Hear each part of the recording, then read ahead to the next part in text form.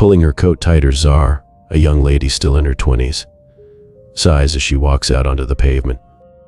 Pulling her coat tighter to stop the bitey gust into her neck and down the back of her slender torso, she hails a cab to hurry to work.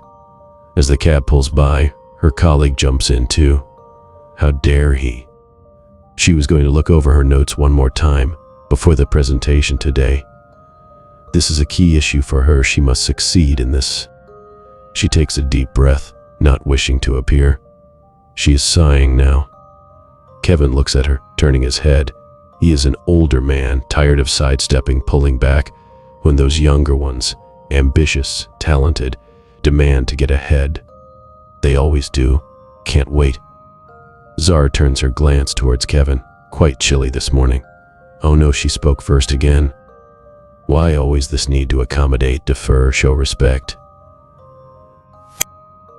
Where the cab driver turns his head, barely towards them.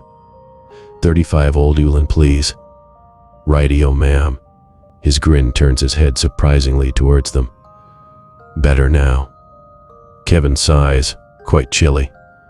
Yeah, indeed. Nesbitt, his old pal, must be wishing to have his paper glanced at. Some help. Silently reflects Zar. What an old-fashioned name. His papers must be harking back to those long gone or very stale times. How about with a sprinkle of joy about tomorrow? Instead, is it a whiff of brandy I smell on his coffee breath? I must be imagining this, surely. Should I take my papers out for a look over, as I plan to? He knows I am to present today. Why hide it? Why do I feel hesitant? She opens her bag, glances at Kevin, pulling them out. With a sigh. It's not easy. This, she reflects. Oh good, you are looking over your papers. It's a good thing, says he with a pinch of dejectedness in his voice. I've done all the looking at them myself, going a tad terselli. I suspect he doesn't like the motion of the cab. Goes with the age, I suppose. And loudly, hope you don't mind, do you? Zar finds one last look over in the cab, highlights some errors and sometimes a pause before Kevin replies, Not at all, my dear. Gray smile on his face. The driver turns towards them, his face weird and grinning. Zar puts her papers away. She finds the motion of the cab disturbs her too. Later on, she would refer to this moment as the moment it all switched, changed, got lost, altered. What happened? She doesn't normally mind the motion of the car. Well, not since she grew up. The shabby, tired, middle-aged man sitting next to her seems to start brightening up, while she experiences sinking into some kind of numbness, loss of contact with her own body. Kevin did not try to say any more, just sunk contentedly into himself. Something shifted here, something shifted here. The thought kept repeating itself for Zar, but she did not want to dwell on it whatsoever. No, not no. Expecting another sudden gust of chill on getting out of the cab, but instead the air appears oddly still, unmoving. Still, no chill, nothing. She walks to the lift, Kevin already there, calm and beaming. She sees her reflection off the shiny plate of the lift buttons. What? She runs to the bathroom. As soon as she comes out, oh dear, her face dull, ashen. What happened? Where is my life energy? What is happening to me? What do I do now? Glass of water, Sam suggested. He is her junior colleague, his face concerned. By this point, Zar knew she is in something. Oh dear, oh no. What is this exactly, and how does one get out of it? She had no idea. There is only an hour to the presentation now.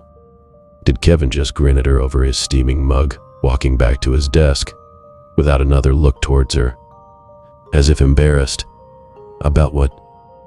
Unable to look again at the grayness of her face in the mirror, and is there a whiff of brandy coming out of my mouth? My mouth, what? Zar wakes up.